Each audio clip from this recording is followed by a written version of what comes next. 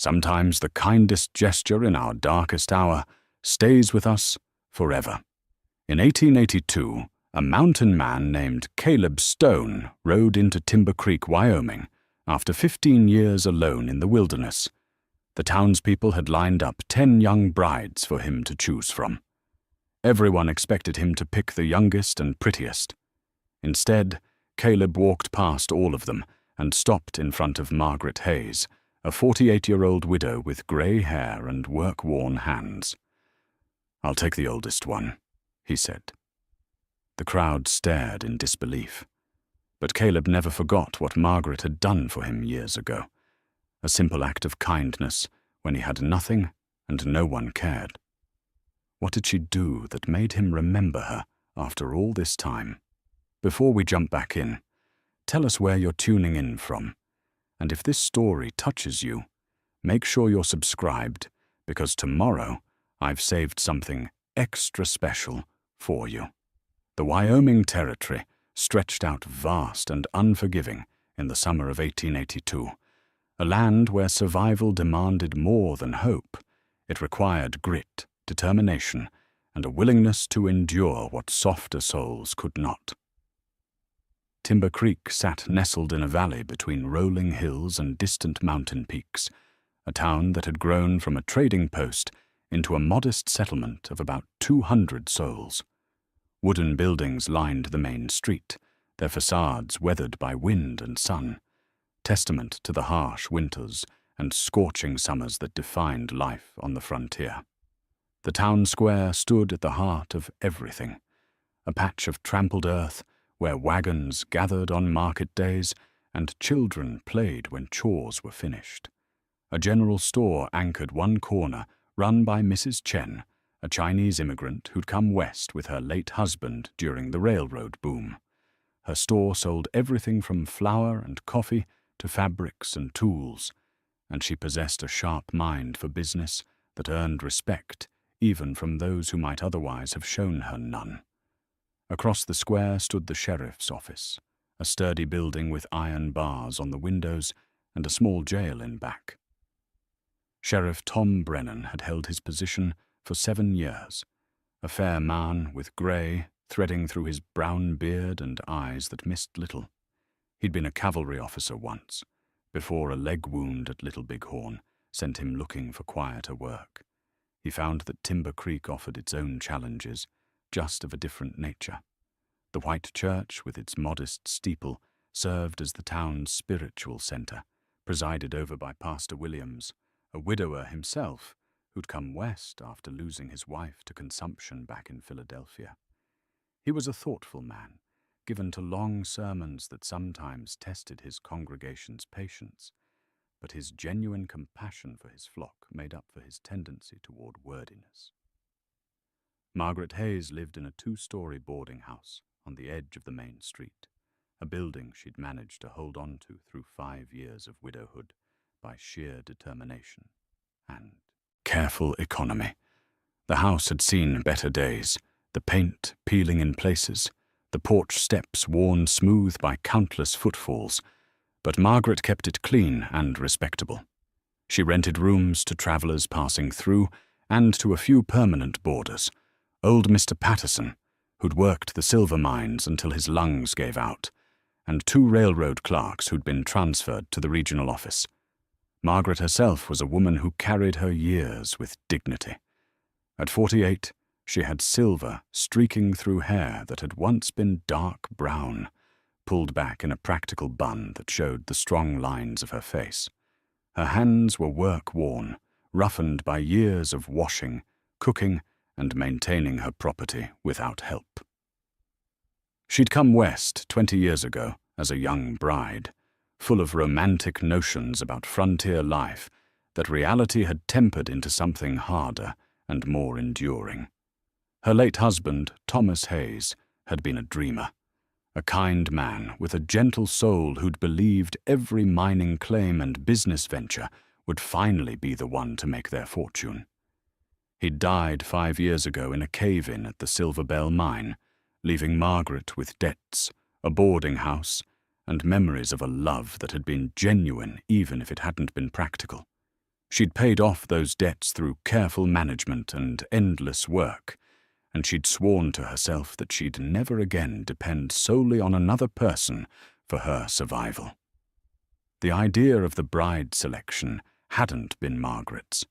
It came from the town council, a group of businessmen and property owners who met monthly to discuss Timber Creek's affairs. They'd noticed the shortage of women in the territory, the way young men drifted through without putting down roots, the way the town's growth had stalled. Someone, probably Donald Pierce, who owned the largest ranch in the valley, suggested advertising back east for women willing to come west as brides. The response surprised everyone. Letters arrived from Boston, Philadelphia, New York, and even from as far as Charleston. Young women seeking adventure, escaping poverty, fleeing bad situations, or simply wanting a fresh start. The council selected 10, paid their train fare, and arranged for them to arrive in early June. The young women ranged in age from 18 to 26. There was sweet-faced Emma from Boston, who'd worked in a textile mill and dreamed of clean air. Dark-haired Catherine from New York, a seamstress with clever hands and ambitious eyes. Blonde Mary from Philadelphia, quiet and nervous but determined. The others each had their own stories, their own reasons for taking such a dramatic leap into the unknown. The plan was simple. Introduce the young women to eligible bachelors in town and the surrounding ranches. Let courtships develop naturally. But then word came down from the high country that Caleb Stone was coming to town, and the council saw an opportunity. Caleb Stone had become something of a legend in the 15 years he'd lived in the mountains. Trappers and traders who encountered him told stories of a man who lived alone in a cabin somewhere in the high passes, who could track anything, who survived winters that would kill most men. He came down twice a year to trade furs and hides, always alone, always quiet, never staying more than a day or two before disappearing back into the wilderness. No one knew much about his past. He'd arrived in the territory years ago with nothing, passed through Timber Creek like a ghost, and vanished into the mountains. The few who'd dealt with him reported that he was honest in his trades, kept his word, and asked nothing of anyone. Some said he'd been running from something. Others said he simply preferred solitude to the complications of civilization. When word reached town that Caleb was coming down to trade, and had just mentioned, that he might consider settling down if the right situation presented itself, the council pounced on the idea. Here was a man of property, a man with valuable skills, a man who could contribute to the community. They sent a message back with the trader. Come to town, meet some fine young women who'd traveled far for a new life. Margaret heard about all this through her friend Sarah Mitchell, another widow who ran the town's small cafe. Sarah had been Margaret's closest confidant since Thomas died, a practical woman with a good heart who'd lost her own husband to pneumonia 3 winters back. They're calling it a bride selection, Sarah said, shaking her head as she sat in Margaret's kitchen drinking coffee. Like the man's picking out a horse, it seems undignified. Margaret had agreed, but she understood the reality. Marriage on the frontier was often practical first, romantic second. Women needed security. Men needed partners who could work beside them, bear children, help build a life in harsh country. Love, when it came, was a blessing, but survival was the necessity. She hadn't expected to be included in the arrangement. She was nearly 50, a widow, set in her ways. But Pastor Williams had approached her gently, suggesting that her presence might comfort the younger women, that her experience could help guide them. And truthfully, some of the council members thought it might be good to have a more mature woman available, should one of the older bachelors prefer someone closer to his own age. Margaret had resisted at first, But the boarding house repairs were piling up. Winter would come again, and she was tired, bone tired, of struggling alone. She agreed to stand with the others, though she assumed no one would give her a second glance. The day of Caleb Stone's arrival had drawn the entire town to the square. Word had spread, and curiosity ran high. What kind of man lived alone in the mountains for 15 years? What would he look like? Would he actually choose one of these women, or would he take one look and ride back to his isolation?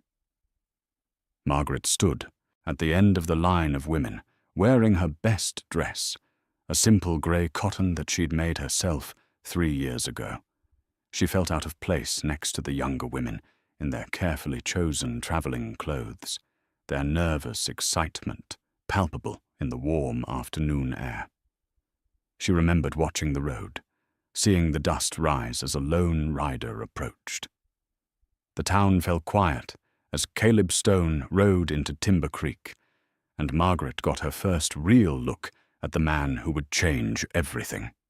Caleb Stone rode a large roan horse that looked as weathered and capable as its rider. He sat straight in the saddle, moving with the easy grace of a man completely comfortable in his own skin. As he drew closer, Margaret could make out more details.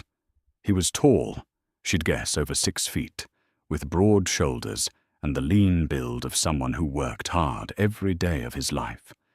His face was deeply tanned and lined by sun and wind, with a thick beard that was more grey than brown. She guessed he was somewhere in his mid-40s, though the mountains had a way of aging a man beyond his years. He wore buckskin pants and a simple cotton shirt, with a wide-brimmed hat that shaded his eyes. A rifle rested in a scabbard on his saddle, and he carried himself with the quiet alertness of someone accustomed to watching for danger. But what struck Margaret most was his expression, not hostile or cold, but deeply uncomfortable, like a wild animal that had wandered too close to a settlement and now regretted it. Sheriff Brennan stepped forward to greet him as he dismounted. "Mr. Stone, welcome back to Timber Creek." Caleb nodded, his voice low and rough from disuse. "Sheriff? Appreciate you coming down. We've got some fine young ladies here who've travelled a long way. Council thought you might like to meet them, see if any might suit for a wife." Margaret watched Caleb's jaw tighten slightly. He looked past the sheriff at the line of women, his eyes moving slowly across their faces. She saw something flash in his expression. Was it pain? Discomfort? She couldn't quite name it, but she recognized it. It was the look of a man being put on display, expected to perform, and finding the whole situation deeply distasteful. Pastor Williams stepped up, trying to ease the tension with his gentle manner. "There's no pressure here, Mr. Stone. We're just providing an opportunity for introductions. These ladies have come west, seeking honest men and new lives. We thought you might appreciate meeting them in a respectful setting." Caleb removed his hat, running a hand through his grey-streaked hair. Didn't realize it would be quite so formal. "We can do this however you're comfortable," the sheriff said. "Just thought it'd be proper to let you meet everyone at once." The young women stood nervously, some with hopeful smiles, others looking down at their hands. Margaret felt a surge of sympathy for them. This was awkward for everyone involved. These young women being inspected like goods at market, this mountain man being pushed into civilization's rituals when he clearly preferred solitude. The town council had organized it all with business-like efficiency. Each young woman would step forward, give her name and where she was from, say a bit about herself. Then Caleb could ask questions if he wished, or simply nod and move on.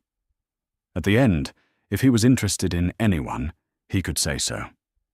If not, well, there were other men in town and on the ranches who were eager to meet them. Donald Pierce stood near the front of the crowd, arms crossed over his substantial chest. He owned the largest ranch in the valley and carried himself with the confidence of a man used to getting what he wanted. He'd already made it clear he had his eye on young Catherine, the seamstress from New York. The introductions began. Emma from Boston stepped forward first, her voice soft but steady. She was pretty, with auburn hair and green eyes, and she spoke about her experience working in the mills, her love of reading, her hope to find a clean, honest life in the West. Caleb listened politely, his face unreadable.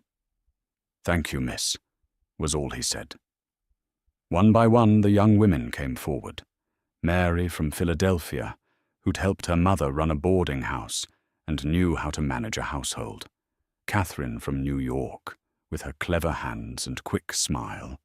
Rachel from Virginia, who'd grown up on a farm and wasn't afraid of hard work. Each had their story, their hopes, their courage in coming so far from everything familiar. Caleb remained courteous but distant. He nodded to each, thanked them for their words, but Margaret could see he was growing more uncomfortable with each introduction. This wasn't how a man like him would choose a partner. Not in front of a crowd, not with this artificial formality, not with everyone watching and judging. When the last of the younger women had finished, Pastor Williams gestured toward Margaret. "And this is Mrs. Margaret Hayes. She runs the boarding house and has been kind enough to stand with our visiting ladies." Margaret felt every eye turn to her. She hadn't prepared any speech, hadn't thought anyone would care what she said. She stepped forward slightly, feeling foolish. "I'm Margaret Hayes," she said simply. "I've lived in Timber Creek for 20 years. I'm a widow." She didn't know what else to say that wouldn't sound like she was advertising herself, which she certainly wasn't. "I hope these young ladies find good matches here." She started to step back, but something made her glance at Caleb Stone. He was staring at her, his eyes suddenly intense, focused. She saw recognition flash across his face, followed by something that looked almost like wonder. The moment stretched out. The crowd began to murmur, confused by the mountain man's fixed attention on the oldest woman present. Then Caleb Stone did something no one expected. He walked forward, past all the young women, and stopped, directly in front of Margaret. Up close, she could see his eyes were blue-gray, like a winter sky, and they were looking at her with an intensity that made her breath catch. "I'll take the oldest one," he said quietly, but clearly enough that everyone heard. The town square erupted, gasps, exclamations, confused voices overlapping. Margaret stood frozen, unable to process what she'd just heard. "Now wait just a minute," Donald Pierce called out. "These young ladies came all this way. Surely you want to consider—" "I've made my choice," Caleb said, his voice still quiet, but with an edge of finality that cut through the noise. Sheriff Brennan stepped forward, clearly trying to manage the situation. "Mr. Stone, perhaps you'd like some time to think this over. Mrs. Hayes is a fine woman, but she's not. That is, she wasn't really part of the arrangement." "She's the one I want," Caleb said. Margaret found her voice, though it came out shakier than she'd have liked. "I don't understand. You don't even know me." Caleb turned those intense eyes back to her. "Don't I?" Something in his tone sent a chill through her. Did she know him? She searched his weathered face, tried to see past the beard and the lines and the years. There was something familiar, perhaps, but she couldn't place it. "I knew you once," Caleb said. "A long time ago. You probably don't remember." The crowd pressed closer, everyone straining to hear. Margaret felt lightheaded. "When?" 15 years ago. I came through town, broke and desperate. Everyone else turned me away. You gave me water and food. You spoke to me like I was a human being, not garbage to be swept aside." Margaret's mind raced backward through the years. 15 years ago. She'd been newly married then, still learning the rhythms of frontier life. How many people had passed through town in those years? How many faces had she seen and forgotten? I'm sorry, I don't remember, she admitted. You wouldn't, Caleb said. It was nothing to you, a small kindness, but it was everything to me.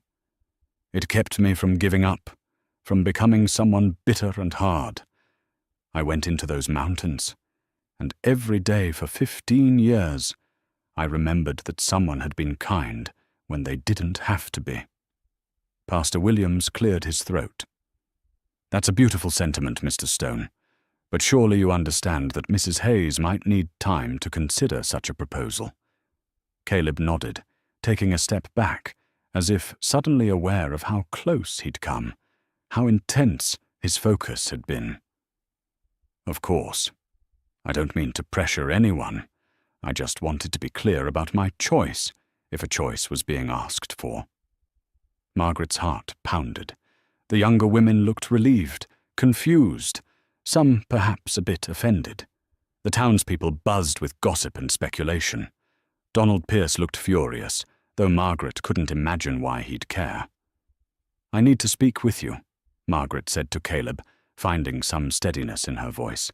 Privately, before any decisions are made. I'll be at the hotel, Caleb said, whenever you're ready. He nodded to the sheriff, to the pastor, and to the assembled crowd. Then he took his horse's reins and walked toward the small hotel at the end of the street, leaving chaos in his wake. Margaret stood in the town square, feeling the weight of dozens of eyes on her, hearing the whispers starting up around her. Sarah pushed through the crowd and took her arm. Well, Sarah said quietly. That was unexpected. Margaret let out a breath she didn't know she'd been holding. I don't even remember him. Apparently he remembers you, Sarah said. The question is, what are you going to do about it? Margaret looked toward the hotel, where Caleb Stone had disappeared from view. A mountain man who'd remembered one small act of kindness for 15 years, who'd come down from his isolation and chosen her, not the pretty young women with their whole lives ahead of them. It was the most ridiculous, impractical, impossible thing she'd ever heard. And yet, standing there in the warm afternoon sun with the whole town watching, Margaret felt something she hadn't experienced in the 5 years since Thomas died. She felt seen. Courtship in Timber Creek was a public affair. There were no private moments, no secrets. Every walk Margaret and Caleb took through town was observed, commented upon, and analyzed by the entire community. Some watched with approval, others with skepticism, but everyone watched. Caleb proved to be a patient suitor. He came to call 3 times a week, always at the times they'd agreed upon, always respectful. He helped Margaret with tasks around the boarding house without being asked, fixed a broken shutter, replaced worn steps, mended the fence. He did these things quietly, competently, and when she thanked him, he'd just nod and say it needed doing. They took walks in the evening, when the summer heat had faded to something bearable.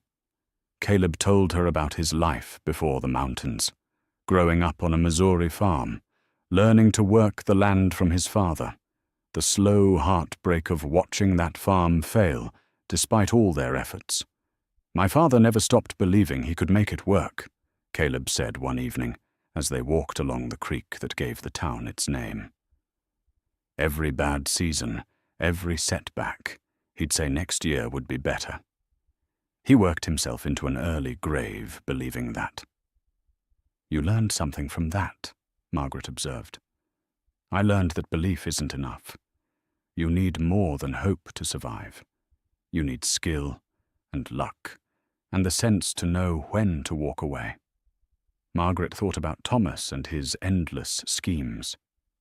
My husband was like your father, always believing the next opportunity would be the one. I loved him for his optimism, but it was hard sometimes, being the practical one. You don't strike me as someone who resents being practical. I don't. But sometimes I wonder what it would be like to be the one who dreams instead of the one who worries. Caleb smiled, a rare expression that softened his weathered face. Maybe you can be both. Maybe that's what makes a good partnership.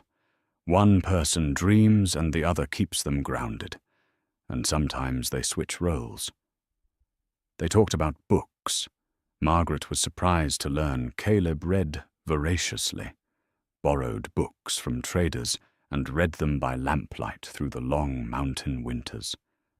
They discovered a shared love of poetry, though Caleb was embarrassed to admit it. Not very manly, I suppose, he said. Nonsense, Margaret replied. Anyone who thinks poetry isn't manly hasn't read the right poems.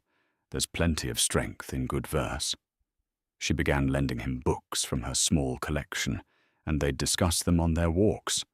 Caleb had opinions, thoughtful observations that showed he'd spent a lot of time thinking deeply about what he read. Mrs. Chen became an unexpected ally. She'd stop Margaret at the store to ask about Caleb, and she'd always have some small item she thought Margaret might want to buy. A new ribbon, a nice soap, little luxuries Margaret rarely allowed herself. A woman should feel pretty when she's being courted, Mrs. Chen said firmly. No arguments. Special price for you. Even the young brides, now settling into their own courtships and marriages, warmed to the romance of it. Emma, the girl from Boston, approached Margaret at church one Sunday. Mrs. Hayes, I wanted to tell you, I think what Mr. Stone did was the most romantic thing I've ever heard. At first I thought it was strange, but now I see it. He saw past surfaces to what really matters. Margaret was touched. Thank you, Emma. I hope your own courtship is going well. It is, Emma said, blushing. James is a good man. Not romantic like your mountain man, but steady and kind. Not everyone was so accepting. The resistance came from an unexpected quarter, Donald Pierce, the wealthy rancher. Margaret had never had much interaction with Pierce. He was prominent in town, sat on the council, and generally considered himself above the concerns of people like her. But lately, he'd been making his presence felt. It started with a visit to her boarding house. Pierce arrived in his fine buggy, dressed in an expensive suit, and asked to speak with her about a business matter. Mrs. Hayes, I'll be direct, he said, sitting in her parlor with the confidence of a man used to getting his way. Your property here is valuable. Prime location, good bones on the building. I'm prepared to make you a generous offer. More than generous. Margaret felt her spine stiffen. My boarding house isn't for sale, Mr. Pierce. Every property is for sale at the right price. I'm offering you more than you'd make in 5 years of renting rooms. You could retire comfortably, perhaps move to a bigger town, have an easier life. I like my life here, Margaret said firmly. Pierce's smile didn't reach his eyes. With all due respect, you're getting older, and running a boarding house is hard work, especially for a woman alone. Of course, I heard you might not be alone much longer. This business with the mountain man. He said it dismissively, as if Caleb were something slightly distasteful. My personal life is my own concern, Mr. Pierce. Of course. I'm just saying, a woman in your position should think carefully about her future. Stone is a wild man, barely civilized. Who knows if he'll stick around once he realizes what town life really demands. Better to have your own security, your own resources. Margaret stood, making it clear the conversation was over. I appreciate your offer, Mr. Pierce, but my answer is no. My boarding house is my independence, and I'm not selling it." Pierce stood as well, his expression hardening slightly. "Think about it, Mrs. Hayes. My offer won't stand forever." After he left, Margaret felt unsettled. There was something in Pierce's manner that felt like a threat, though he'd said nothing overtly threatening. She mentioned it to Caleb on their next walk. "He's been trying to buy up property all over town," Caleb said, his jaw tight. Sheriff mentioned it. "Pierce wants to control more of Timber Creek, maybe push it to become a county seat.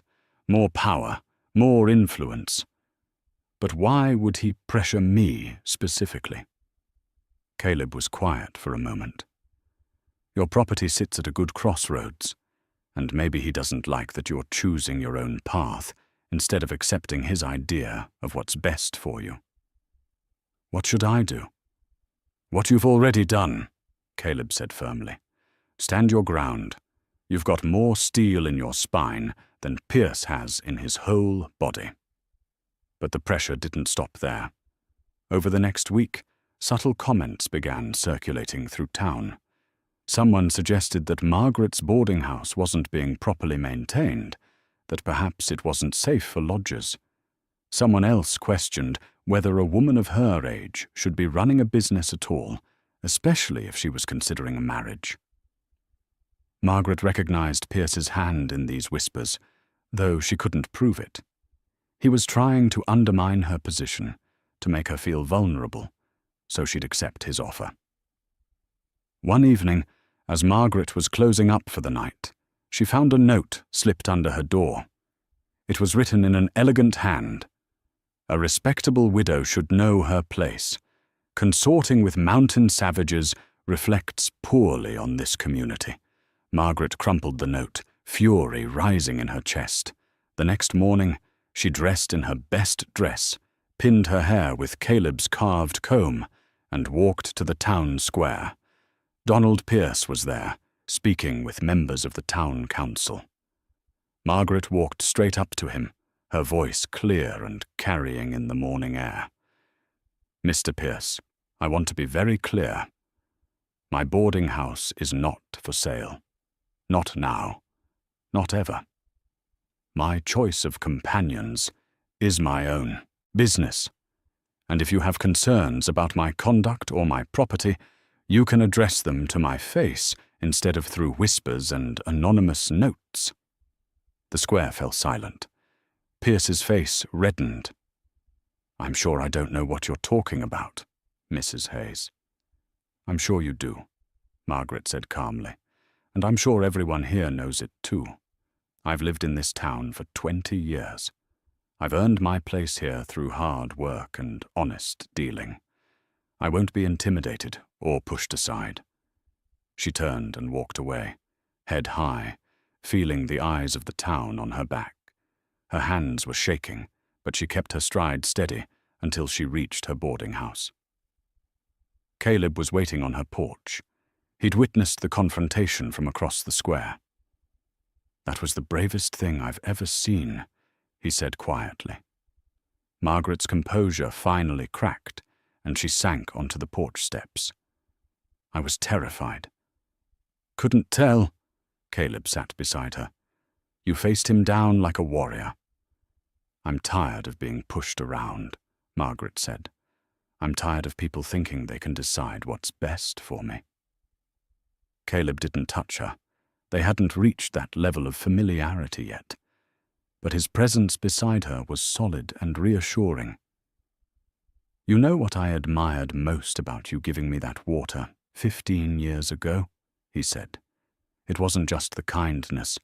It was that you did it even when your husband disapproved, even when it went against what was expected. You've always had that strength, Margaret. You've just forgotten it sometimes." Margaret looked at him. This mountain man who'd remembered her through 15 years of solitude, and felt something shift in her chest. Not just gratitude or companionship, but something deeper. "Would you like to come inside for coffee?" she asked. Caleb smiled. "I'd like that very much." The courtship deepened through the warm days of late summer. Margaret found herself looking forward to Caleb's visits with an anticipation she hadn't felt in years. He was unlike any man she'd known, quiet where Thomas had been talkative, steady where Thomas had been impulsive. But both men shared a fundamental decency that Margaret had come to value above all else. One evening, as they sat on her porch watching fireflies dance over the prairie grass, Margaret showed Caleb the silver locket she wore. "This was Thomas's first anniversary gift to me," she said, opening it to reveal the photograph and the wedding ring nestled beside it. "I wore the ring for 20 years, 5 of them after he died." Caleb studied the photograph, a young man with kind eyes and an optimistic smile. "He looks like he was a good man." He was. Not perfect, but good. He loved me the best way he knew how. "Do you feel guilty?" Caleb asked gently. "About moving forward?" Margaret considered the question carefully. "I did at first. It felt like a betrayal. But I went to his grave and talked to him about you, and I realized something. Thomas would want me to be happy. He'd probably like you, actually. You're both dreamers in your own ways." "I'm a dreamer?" "You live alone in the mountains by choice. You kept a tin cup for 15 years because it meant something to you. That's not practical, that's poetry." Caleb laughed, a sound that was becoming more frequent. "Never thought of it that way. Thomas was always chasing the next big opportunity. You chose solitude and peace, different dreams, but both of you followed your hearts instead of taking the safe path." Caleb reached out, hesitated, then gently took her hand. It was the first time they'd touched beyond formal handshakes, and Margaret felt the calluses on his palm, the warmth of his skin. "I'm glad you kept your ring," he said. "And I'm glad you moved it to the locket. That feels right. Keeping him close, but leaving room for something new." Margaret turned his hand over, looking at the lines of work etched into his skin. "Tell me about your life up there.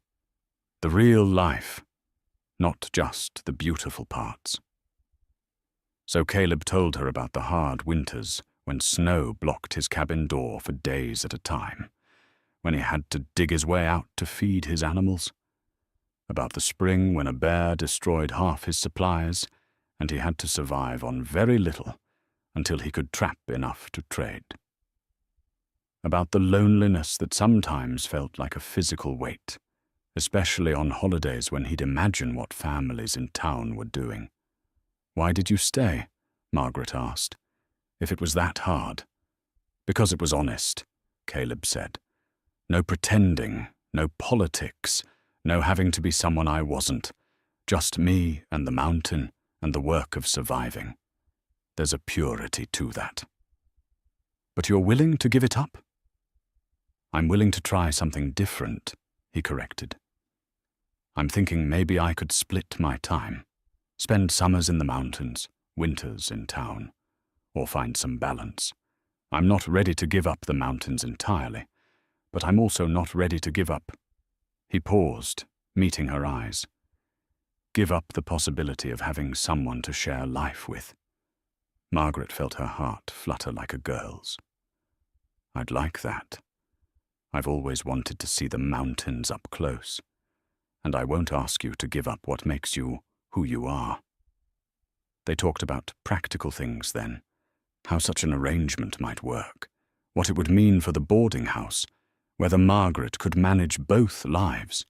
She told him about her fear of depending on someone else, of losing the independence she'd fought so hard to maintain.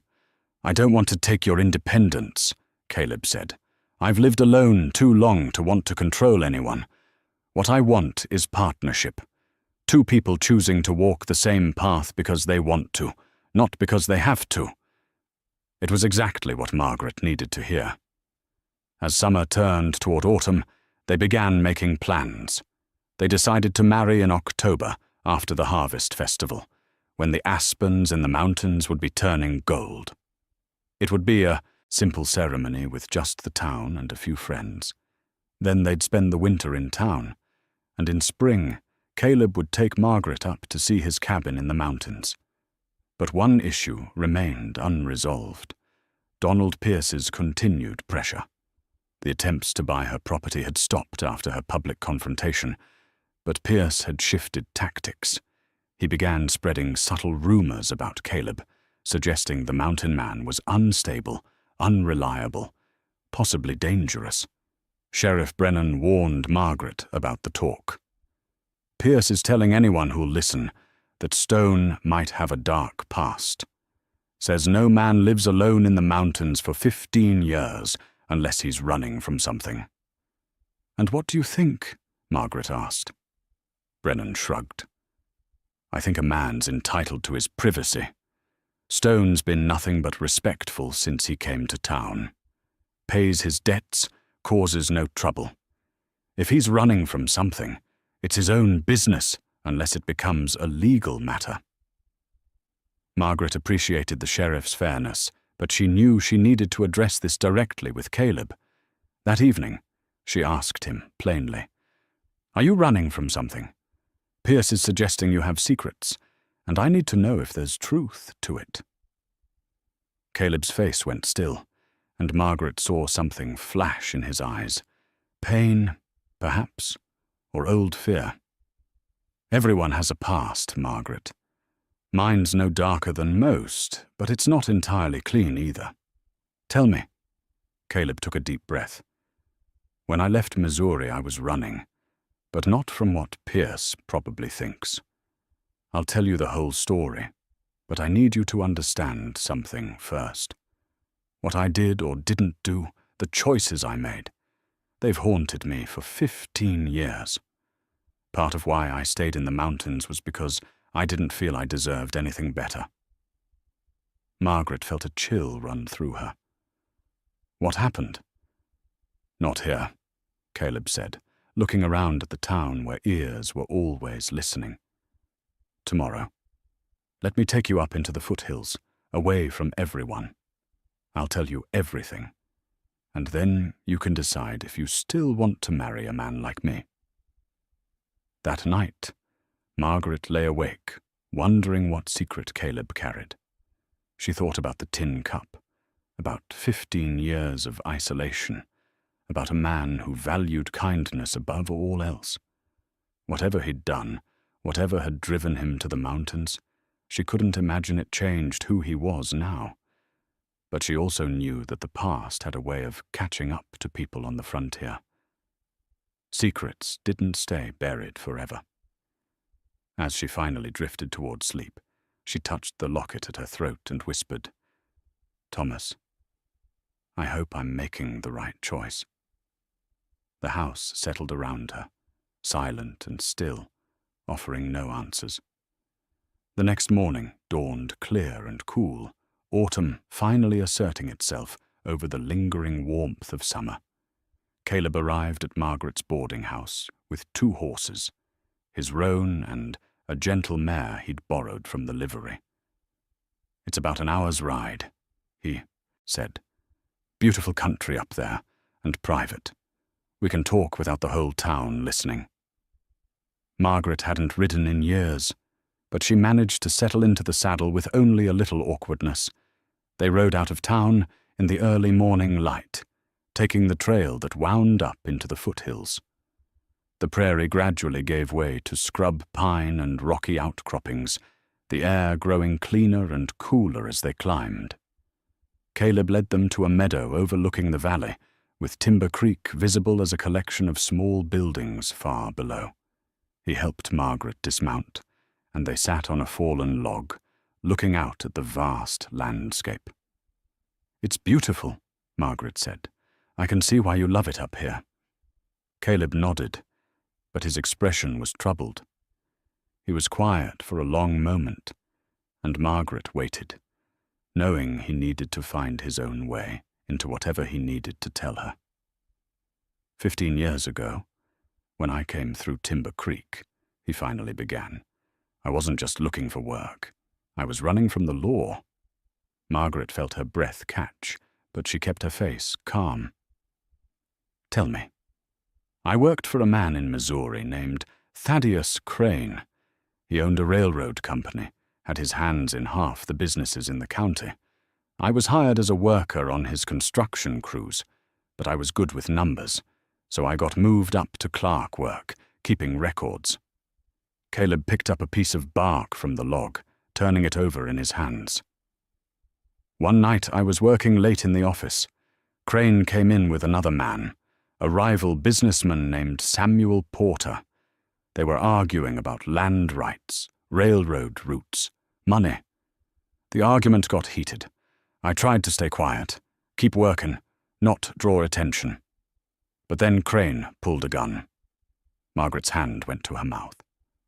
"I watched Thaddeus Crane shoot Samuel Porter dead, right there in that office. Then Crane turned and saw me. I'd witnessed the whole thing. He stood there with the gun in his hand and told me very calmly that I had two choices. I could swear that Porter pulled a gun first, that it was self-defense, and Crane would make sure I was well taken care of. Or I could tell the truth and hang for the murder myself."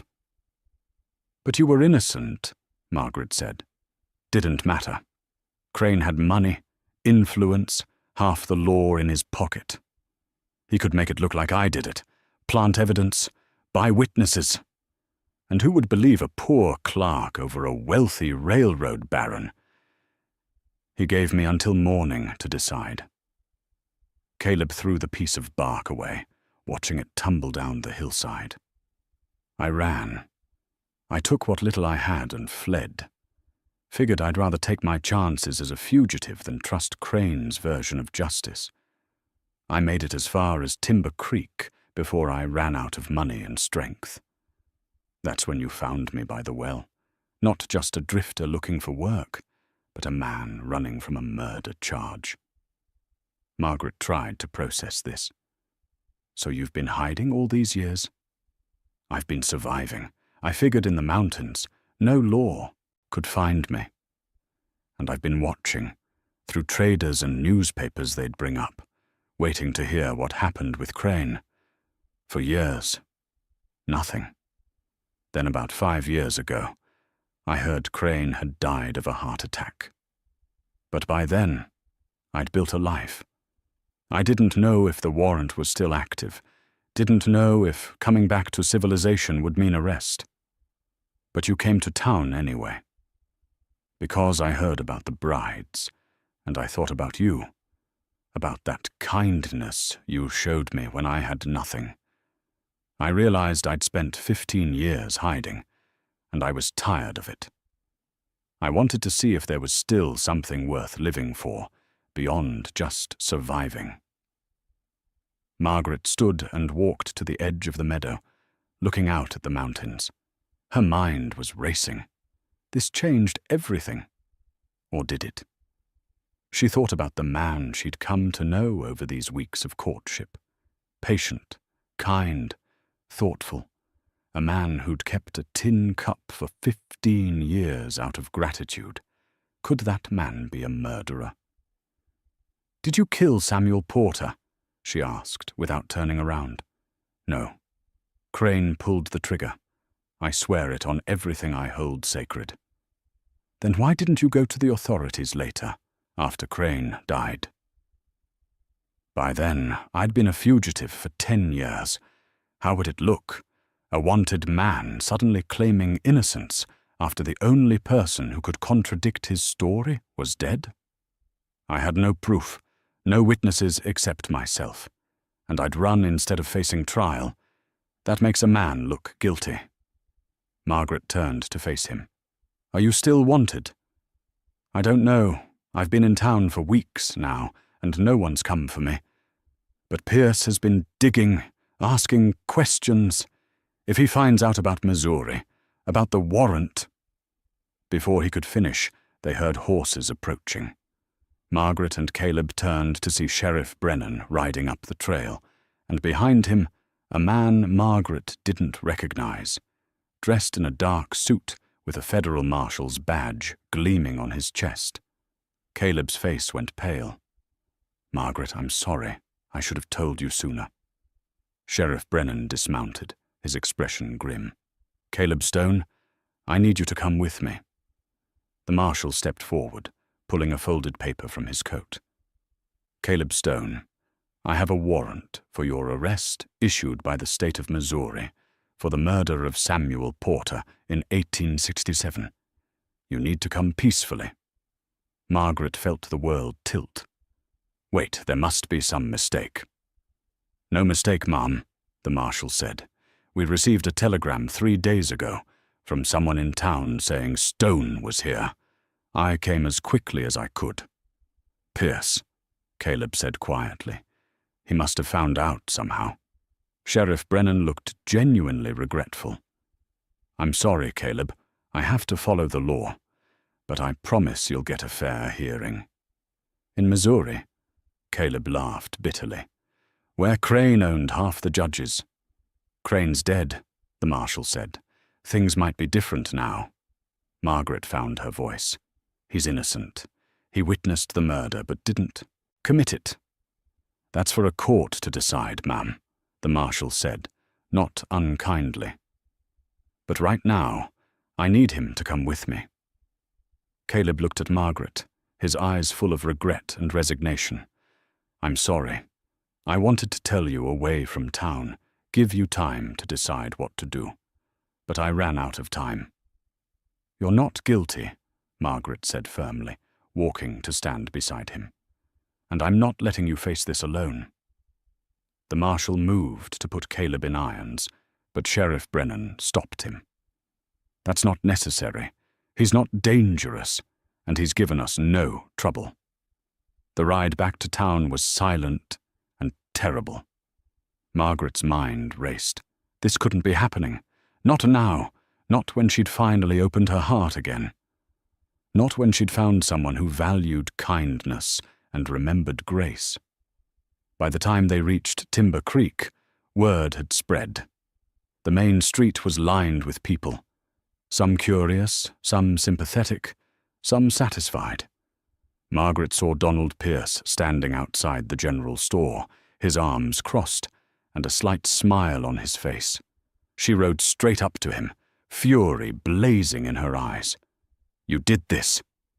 "I protected this town," Pierce said smoothly. "Found out through my contacts that your mountain man was wanted for murder. Civic duty to report it." "He's innocent." "That's what they all say, Mrs. Hayes. Maybe you should be more careful who you associate with." Sheriff Brennan led Caleb to the jail, and Margaret followed. Inside the small building, Brennan unlocked the cell with obvious reluctance. "I'll make sure you're treated fairly," Brennan said, "and I'll send a telegrams, see what I can find out about the case." Caleb stepped into the cell, then turned back to Margaret. He reached into his pocket and pulled out the tin cup. He'd carried it with him up to the meadow. "Take this," he said, holding it through the bars. "You gave it to me once. I want you to have it back. You don't owe me anything, Margaret. Walk away if you need to.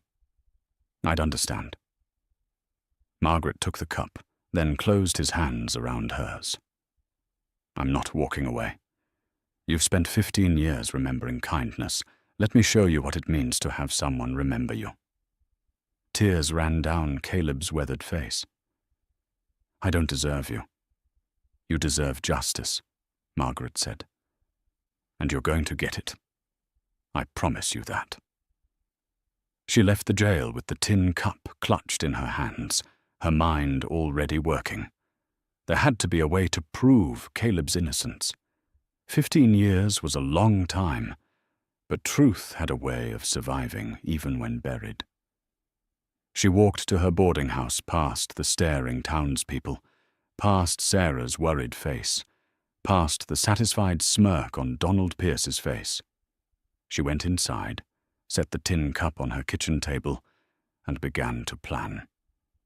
Caleb Stone had remembered her kindness for 15 years. Now it was time for her to return that gift in the only way that mattered.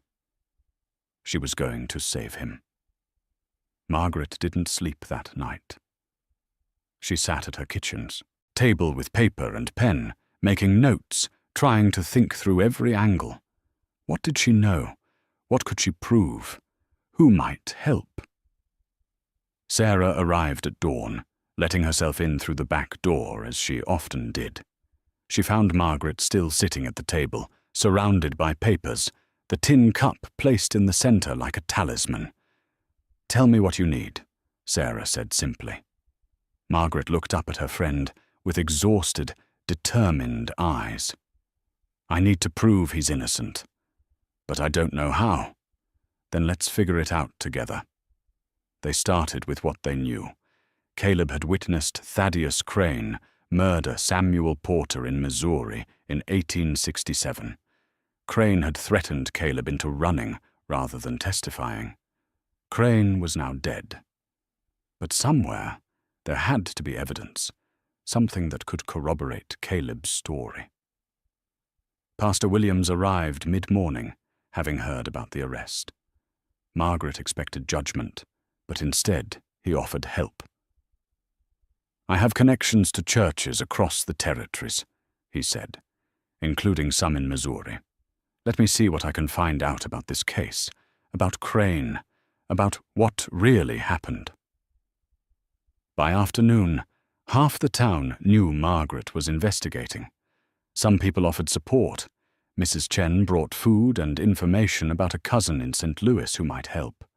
Even Emma, the young bride from Boston, stopped by to say she believed in Caleb's innocence. But there was also opposition. Donald Pierce made his views known loudly at the saloon. "That mountain man fooled her. She's making herself look ridiculous defending a murderer." Margaret ignored the talk and focused on gathering information. Sheriff Brennan, though bound by duty to hold Caleb, shared what he knew about the original case. The warrant was old, the details sparse. Samuel Porter had been shot in Crane's office. Caleb Stone had been identified as the killer by Crane himself and had fled, which was taken as evidence of guilt. But there was no trial, Brennan pointed out, just a warrant issued based on Crane's testimony. In 15 years, no one followed up. No one pushed for extradition. It's like everyone forgot about it. Or Crane made sure everyone forgot, Margaret said. If he had that much influence, he could have kept it quiet. Maybe. But proving that now, 15 years later, with Crane dead, that's going to be near impossible. Margaret refused to accept that.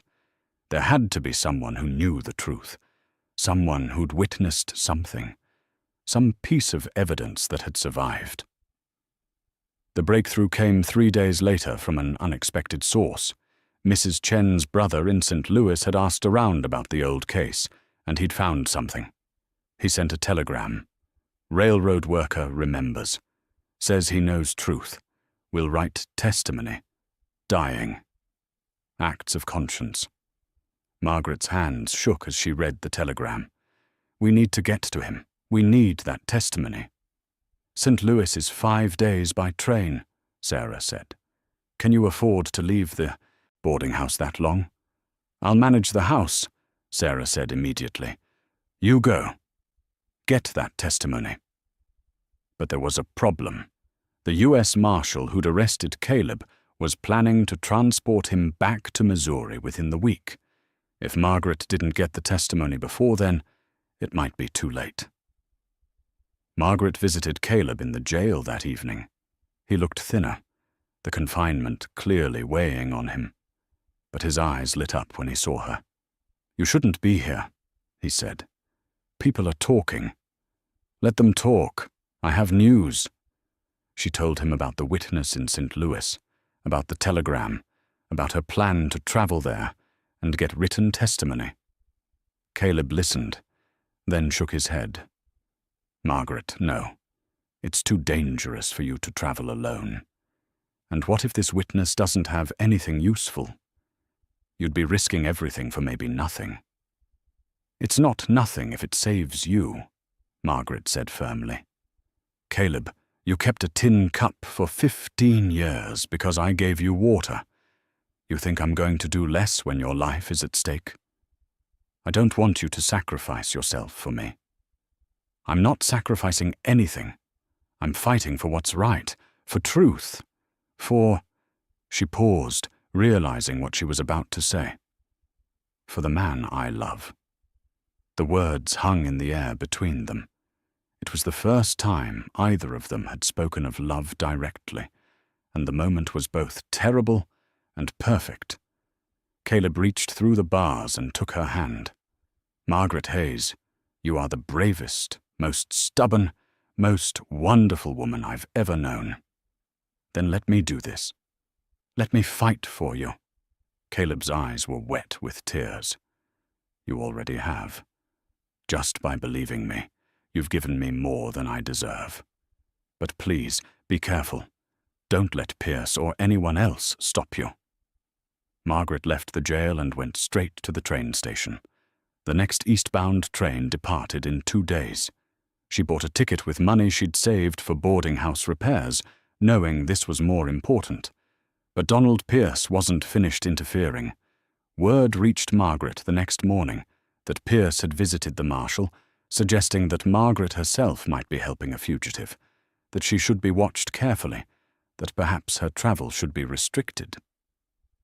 Sheriff Brennan came to warn her. "Pierce is trying to make trouble for you. The marshal is a decent man, but he's also careful about procedure. If Pierce pushes hard enough, he might try to stop you from leaving town." "On what grounds?" "Doesn't need grounds, just suspicion. Federal marshal has broad authority when it comes to fugitives and anyone connected to them." Margaret felt panic rising but pushed it down. She had 1 day before the train. She needed to leave before Pierce could interfere further. That night, she packed quickly and quietly. She left detailed instructions with Sarah for managing the boarding house. She wrote a letter to Caleb in case something went wrong, telling him everything she felt, but had been too cautious to say. At 3 a.m, she slipped out of her house and made her way to the train station. The eastbound train wasn't due until noon, but she wanted to be there early, before Pierce could know she'd gone. She sat in the empty station waiting room as dawn broke over the prairie, clutching her travel bag and thinking about what lay ahead. She'd never traveled alone before, never gone so far from home without a husband or companion. But she thought about Caleb's face when she'd said she loved him, about 15 years of keeping a tin cup out of gratitude, about a man who valued kindness above all else. By mid-morning, word must have spread that she was leaving. Sarah arrived with food for the journey, and Pastor Williams came to pray for her safe travel. Even Mrs. Chen stopped by with a small package. "Special tea," Mrs. Chen said, "for when you're tired and need strength. And this," she pressed a small amount of money into Margaret's hand, "for emergencies. Don't argue." Margaret hugged her, overwhelmed by the support.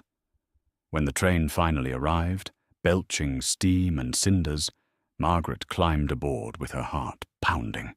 She found a seat by the window and watched as Timber Creek began to shrink in the distance. She was leaving everything familiar, traveling hundreds of miles alone, chasing the testimony of a dying man she'd never met, trying to save a man who'd been accused of murder 15 years ago. It was reckless, impractical, and possibly foolish. But as the train carried her eastward across the prairie, Margaret felt something she hadn't felt in years. Purpose. She was fighting for something that mattered, for someone who mattered. She was choosing action over resignation, courage over comfort. 5 days later, Margaret arrived in St. Louis, exhausted and overwhelmed by the city's noise and crowds. Armed with Mrs. Chen's brother's directions, she found her way to a modest neighborhood where James McCarthy lived, the railroad worker who claimed to know the truth about Samuel Porter's death. The house was small and worn. and the woman who answered the door looked at Margaret with suspicion until she explained who she was and why she'd come. "My husband is very sick," Mrs. McCarthy said. "The doctors say it won't be long now, but he's been troubled in his mind about something from years ago. Maybe talking to you will bring him peace." James McCarthy lay in a bed by the window, thin and pale, breathing with difficulty, but his eyes were clear when Margaret sat beside him. "You came all this way," he said, his voice weak. "I did. For Caleb Stone. They say he killed Samuel Porter, but he says he's innocent." McCarthy nodded slowly. "He is innocent. I know because I was there." Margaret's heart leapt. "Tell me everything." McCarthy closed his eyes, gathering strength. "I worked for Crane's Railroad, maintenance crew. That night I was doing repairs in the building, in a back room near Crane's office. I heard voices, then shouting. I looked through a crack in the door and saw Crane arguing with Porter. Then I saw Crane pull a gun and shoot Porter dead. I saw the clerk, Stone, sitting at his desk, saw his face when it happened. That boy was terrified, in shock. He didn't do anything." "Why didn't you come forward?" Margaret asked gently. "Because Crane saw me. After Stone ran out, Crane found me hiding. He told me if I ever spoke about what I saw, he'd kill my family, my wife, my children. I believed him. Crane was a powerful, ruthless man. So I stayed quiet, and I've lived with that guilt every day since." Tears ran down his weathered face. "But Crane's dead now. My children are grown, and I'm dying. I want to make this right before I go." Margaret pulled out paper and pen. "Will you write it down? Everything you saw? I'll do better than that. I'll dictate it to you, and I'll sign it in front of witnesses." Over the next hour, with Mrs. McCarthy and a neighbor serving as witnesses, James McCarthy gave his full testimony. He described the night, what he saw, Crane's threats, everything. He signed the document with a shaking hand, and the witnesses signed below. Margaret carefully folded the papers and tucked them into her bag. "Thank you, Mr. McCarthy. You're giving an innocent man his life back." "I should have done it years ago," McCarthy said. "Don't wait as long as I did to do what's right, Mrs. Hayes. Life's too short for that kind of regret." Margaret took the first train back to Timber Creek, the testimony papers never leaving her possession. She'd been gone 8 days, and every mile felt like an eternity. She had what she needed. But would it be enough? Would the marshal and the Missouri authorities accept testimony from a dying man who'd waited 15 years to come forward? As the train carried her back across the prairie, Margaret prayed for the first time in years. Not formal prayers, but honest pleas from her heart. Let this work. Let justice be done. Let Caleb be free. The train pulled into Timber Creek Station in the late afternoon of the 9th day. Margaret climbed down with her bag, exhausted but triumphant, clutching the papers that could save the man she loved. She walked straight to the sheriff's office, ready to present her evidence, ready to fight for Caleb's freedom.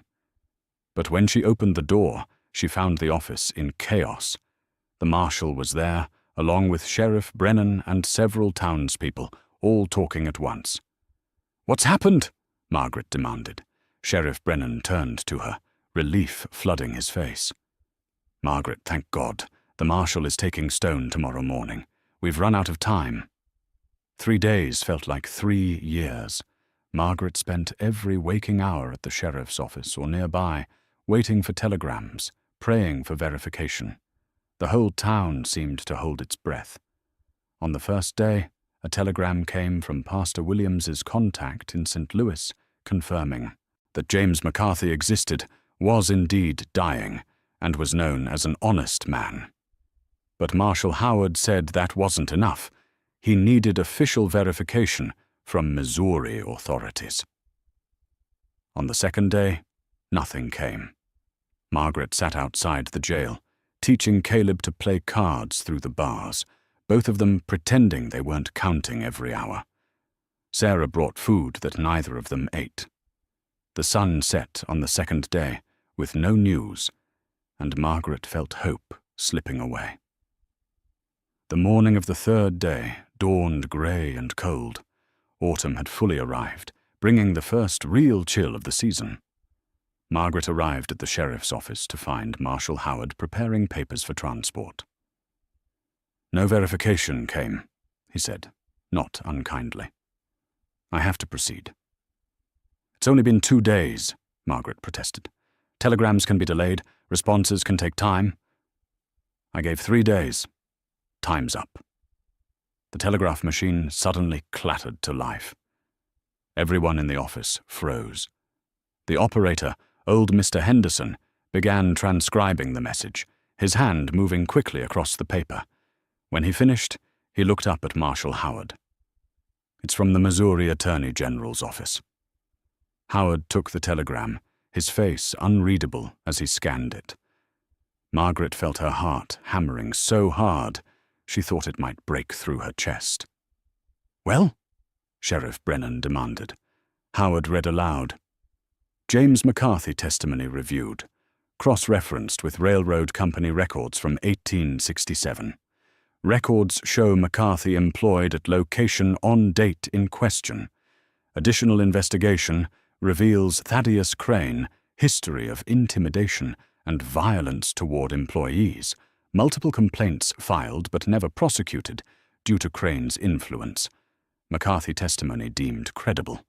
Warrant for Caleb Stone nullified. All charges dropped. Stone free to go."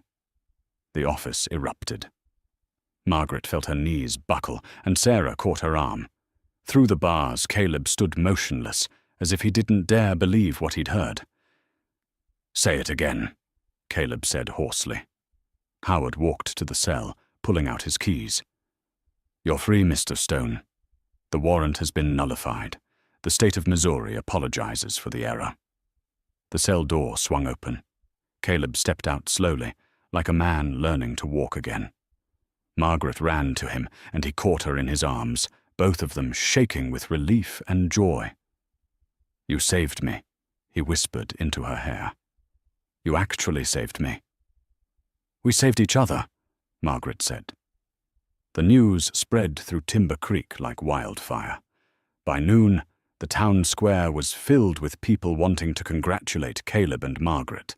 Even some who'd been skeptical came forward to apologize. Emma, the young bride, brought flowers.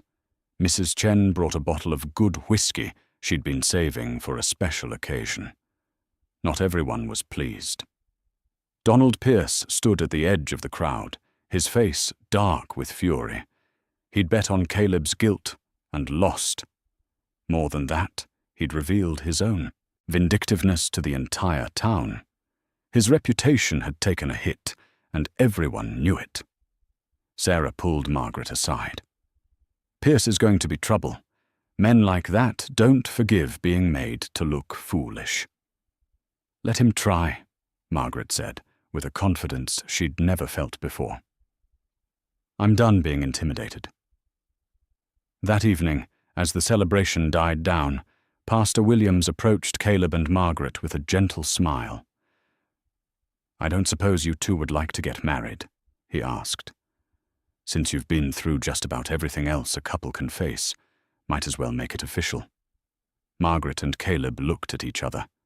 They'd planned an October wedding, had wanted time for a proper courtship. But standing there in the fading light, having just walked through fire together, waiting seemed unnecessary. "Yes," Margaret said. "Right now?" Caleb asked, wonder in his voice.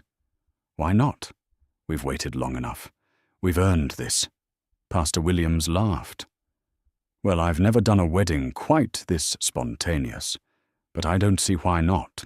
Let me gather some witnesses." Within an hour, the town square was filled again, this time for a wedding. Someone brought lanterns and torches. Sarah stood as Margaret's witness. Sheriff Brennan stood for Caleb. The young brides came with their new husbands. Mrs. Chen closed her store to attend. Even Mr. Patterson, Margaret's elderly boarder, made his way down to watch. The ceremony was simple. Pastor Williams spoke about love and faith, about perseverance and grace. When it came time for vows, Caleb took Margaret's hands and spoke from his heart. "Margaret Hayes, you saved my life twice. Once with water and kindness when I was lost. Again with courage and faith when I was condemned. You taught me that one small act of grace can echo through years, changing everything. I promise to honor that lesson every day of our life together. I promise to be worthy of your love, your strength, and your stubbornness." The crowd laughed through their tears.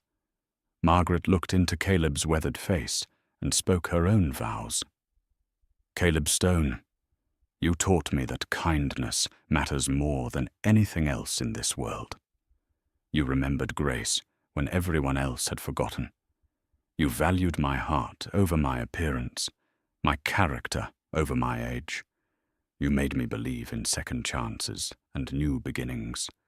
I promise to walk beside you, wherever that path leads, for all the days we're given." Pastor Williams pronounced them husband and wife as the sun set over the prairie, painting the sky in shades of gold and crimson. When Caleb and Margaret kissed, the crowd erupted in cheers. Donald Pierce watched from the shadows at the edge of the square, then turned and walked away into the darkness. His plans had failed, but men like Pierce always had more plans. For now, though, that didn't matter. What mattered was Margaret and Caleb, standing together in the lamplight, finally free to begin the life they'd both chosen. 1 month after the wedding. Margaret and Caleb stood on the porch of her boarding house, now their boarding house, loading a wagon for their journey to the mountains. Winter was coming, but they'd decided to make one trip up to Caleb's cabin before the heavy snows arrived. Margaret wanted to see the place that had been his home for 15 years, to understand that part of his life. Sarah had agreed to manage the boarding house during their absence, with Margaret planning to return in the spring. They'd worked out an arrangement that felt right to both of them. Summers in the mountains where Caleb's spirit was most at peace, other seasons in town where Margaret could maintain her independence and her business. "You're sure about this?" Caleb asked as he secured the last bundle. "It's rough country, and the cabin isn't fancy. I've lived through a murder accusation, a desperate journey to St. Louis, and gossip that would have broken a weaker woman," Margaret said with a smile. "I think I can handle your cabin." The townspeople gathered to see them off, a much friendlier crowd than the one that had watched Caleb's arrest. Mrs. Chen pressed packages of tea and preserved goods into Margaret's hands. Pastor Williams offered a blessing for their journey. Even Emma and several of the other young brides came to wish them well. "You gave us all courage," Emma said shyly. "Watching you fight for what you believed in, for who you love. It made us braver in our own lives." Margaret hugged her, surprised by how much the young woman's words meant. She'd never thought of herself as courageous, just determined. But maybe they were the same thing. As they prepared to leave, Sheriff Brennan rode up with news. "Thought you'd want to know. Pierce sold his ranch. He's leaving Timber Creek." "Running away?" Caleb asked. More like his reputation caught up with him. Turns out a lot of people were tired of his bullying, and after that business with you two, folks started speaking up about other things he'd done. Town council asked him to step down. He decided to sell out and move on. Margaret felt no satisfaction in Pierce's departure, only relief. Some battles weren't worth continuing. "One more thing," Brennan said, pulling an envelope from his coat. "This came for you. From Missouri." Margaret opened it to find a formal letter of apology from the state of Missouri, along with a modest monetary compensation for the 15 years Caleb had lived as a fugitive due to their failure to investigate properly. It wasn't much, couldn't possibly make up for lost time, but it was acknowledgement that justice had finally been served. "We could use this to expand the boarding house," Margaret said, showing Caleb the amount. "Or save it for whatever comes." "Whatever comes," Caleb echoed, his hand covering hers. They climbed onto the wagon, and Caleb took the reins. As they rolled out of Timber Creek, Margaret looked back at the town that had been her home for 20 years. So much had changed in just a few months. She'd gone from resigned widow to determined investigator to newlywed, heading toward an adventure she'd never imagined. The journey to the mountains took 3 days. They camped under the stars, and Caleb taught Margaret to read the night sky, pointing out constellations and explaining how he'd navigated by them. Margaret told him stories about Thomas, about their early years together, and she was grateful that Caleb listened without jealousy, understanding that honoring the past didn't diminish the present. When they finally reached Caleb's cabin, Margaret understood why he'd loved it. The small structure sat in a high meadow, surrounded by pine forest, with a clear stream running nearby and a view of distant peaks that took her breath away. The silence was profound, not empty, but full of wind and bird song and the rustle of trees. "It's beautiful," Margaret whispered, afraid to disturb the peace. Inside, the cabin was simple but well made. One room with a fireplace, a bed Caleb had built himself, shelves lined with books, and tools hanging neatly on the walls. Everything spoke of care and craftsmanship, of a man who'd made a life alone but hadn't let that solitude make him careless or crude. On the mantel above the fireplace, Margaret saw a space that had clearly held something important. There was less dust there, a small, empty spot. "The tin cup," she said, understanding. "You kept it there." "Every day," Caleb confirmed, "reminded me why I was surviving, not just existing." Margaret pulled out the tin cup, which she'd brought with her, and placed it back in its spot on the mantel. Beside it, she set her silver locket with Thomas's ring inside. "Past and present," she said, "both honored, both part of who we are." That evening, they sat by the fire as snow began to fall outside, the first real storm of winter. Caleb had pulled out a new journal, a wedding gift from Pastor Williams, and Margaret watched as he opened it to the first blank page. "What will you write?" she asked. "Our story," Caleb said. "Everything that happened. Maybe someday someone will read it and understand that kindness matters, that grace has power, that it's never too late for second chances." Margaret moved closer, resting her head on his shoulder. "Start with the truth. Sometimes the kindest gesture in our darkest hour stays with us forever." Caleb began to write, his hand moving slowly across the page. Margaret closed her eyes, listening to the scratch of pen on paper, the crackle of fire, the wind outside. She thought about the tin cup on the mantel, about a blue ribbon she'd once worn in her hair, about how a single act of kindness had rippled through 15 years to bring her to this moment. She'd been the oldest bride, the one no one expected to be chosen. But Caleb had seen past youth and beauty to something deeper, to character, to kindness, to the things that truly mattered. And in choosing her, he'd given her something she'd thought was lost forever, the chance to love and be loved, to adventure and grow, to be more than just a woman surviving, but a woman truly living. Outside, snow continued to fall, blanketing the mountains in white. Inside the cabin, two people who'd found each other against all odds sat together in the firelight, writing the first page of their future. Margaret looked at the tin cup gleaming on the mantel, that simple, ordinary object that had become extraordinary through memory and meaning. 15 years ago, she'd given water to a stranger without thinking twice. Now that stranger was her husband, and that small kindness had transformed both their lives. She understood now what Caleb had tried to tell her from the beginning. It wasn't about the water or the cup or even the memory itself. It was about what that moment represented, that in a harsh world, in difficult times, choosing kindness could change everything, that seeing another person's humanity, treating them with dignity when no one else would, was an act of grace that echoed far beyond the moment itself. "What are you thinking?" Caleb asked, looking up from his writing. "That I'm glad I filled that cup," Margaret said simply. "That I'm glad you remembered.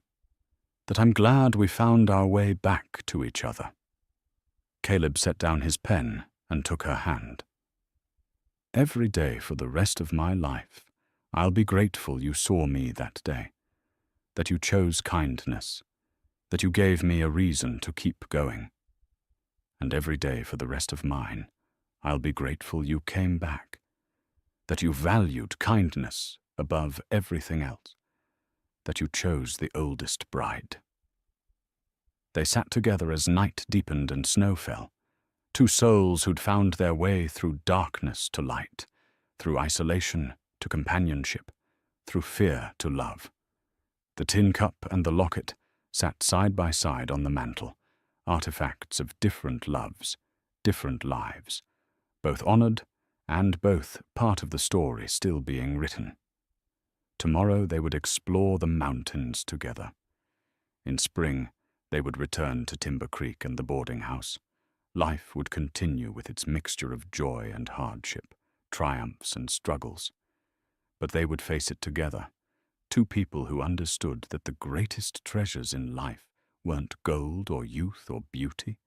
They were kindness remembered, grace extended, and love freely given. The fire burned low, and Margaret finally stood to add more wood. As she did, she caught sight of her reflection in the dark window. A woman of 48, with silver in her hair and lines on her face. No longer young, but somehow more beautiful than she'd ever been. She saw strength there, and courage, and a joy that had been missing for years. She thought about all the young brides lined up that day in the town square, about how everyone had expected Caleb to choose youth and beauty. And she smiled, understanding finally what he'd seen when he looked at her. He'd seen someone who'd survived loss and hardship without becoming bitter. Someone who'd built a life alone without losing her capacity for kindness. Someone who'd fought for justice and truth even when it was hard and frightening. Someone whose age represented not decline, but wisdom, experience, and strength tempered by fire. He'd chosen well, and so had she. Margaret returned to Caleb's side, and they sat together in comfortable silence, watching the fire and listening to the wind. Outside, the mountain night was cold and vast. Inside, wrapped in warmth and love, they were home, and somewhere in a town hundreds of miles away, in a quiet cemetery on a hill, a simple wooden cross marked a grave where wild roses grew. If Thomas Hayes could have known the story that unfolded after his death, he would have smiled. His Margaret had found her way through grief to joy, through loneliness to love. She'd kept her promise to stay open to life, and it had brought her, finally, to exactly where she needed to be.